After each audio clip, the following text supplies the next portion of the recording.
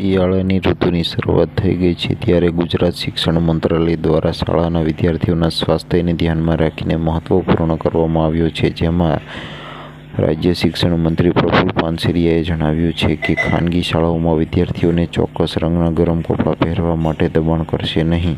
શિયાળામાં વિદ્યાર્થીઓને અનુકૂળ કપડાં પહેરવા છૂટછાટ આપવામાં આવી છે, ત્યારે વિદ્યાર્થીઓ પર ગરમ કપડાં બાબતે દબાણ ન કરવામાં આવે તે શાળાને સૂચના આપવામાં આવી છે.